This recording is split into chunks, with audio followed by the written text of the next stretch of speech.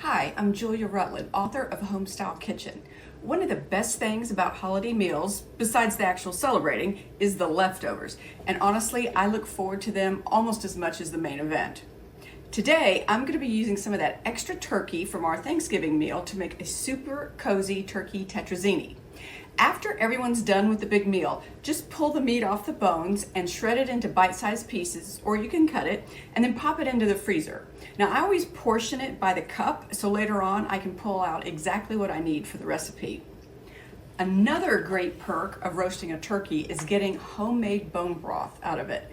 I put everything into my Instapot with some onions, extra carrots, and then let it do the work. And in under an hour, I've got this rich, super flavorful broth that's perfect for soups and sauces, and even just drinking. I think it's really delicious and restorative. It might be a little off-putting to see your broth gelatinized like this, but that's a good sign because that means it is full of collagen. So I sauteed some mushrooms, onion, garlic, and a little bit of thyme. And once those are cooked down, I'm going to add a cup of sherry, but this time I happen to have leftover wine, so I'm going to utilize that here. And you're going to want to cook this for 1 to 2 minutes. And you want to get the liquid almost completely evaporated. The mushrooms might exude a little more liquid since you added the wine. And we want this mixture to be sort of dry.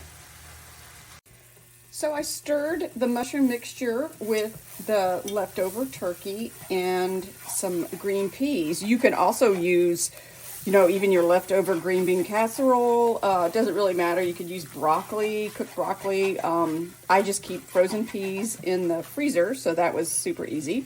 And now I'm going to make the white sauce that goes with this dish. So I melted some butter in the skillet and added the flour, and then I'm going to let this cook and brown for about a minute because you want to get that raw flour taste out. Then I'm going to whisk in the half and half. Go slowly. It's going to bubble a little bit.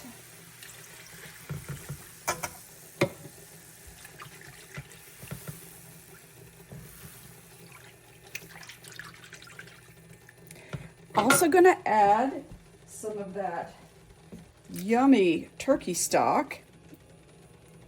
It's going to slide right in there.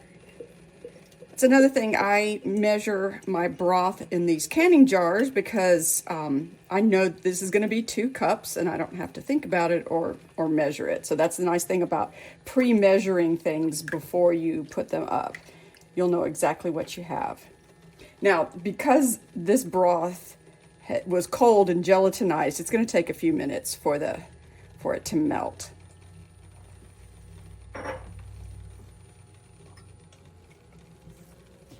So I'm going to finish it up with a little black pepper, a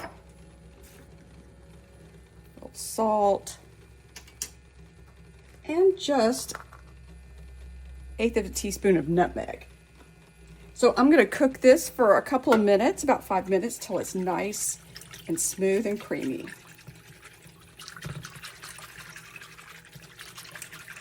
Once your white sauce is thickened, you're going to want to add some cheese. And here's another great place to use leftovers. I've got Parmesan, but I happen to have a charcuterie tray with some fun flavored cheeses that are have little peppers and things, something mild, or you could use a smoked Gouda. So go ahead and use some of your leftover cheese in this section too. You can also substitute a little bit of leftover gravy in place of the half and half. You just need a liquid to substitute there. Once your pasta is cooked, you want to mix it with your turkey and mushroom mixture. And if you're a little concerned that you don't have a bowl that's big enough to hold all of this, what I'll do is put the pasta and meat mixture in here and then go ahead and spoon or pour the sauce on in the casserole dish. And then kind of stir a little bit and make sure all the pasta and vegetables are coated in the sauce. And then we're going to finish it up with a breadcrumb and Parmesan cheese topping. And we're going to pop it in the oven till it gets bubbly and browned on top.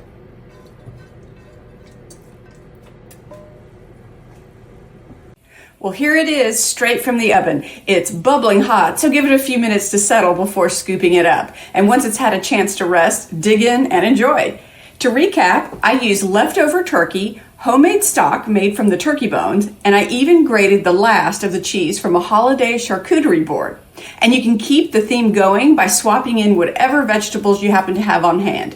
Green beans, broccoli, or any other sturdy cooked veggie works really nicely in place of the peas. I love how a cozy casserole like this stretches the holiday spirit just a little bit longer, and it makes good use of those leftover bits from that big meal. I hope it brings you warmth and maybe a little nostalgia to everyone at your table.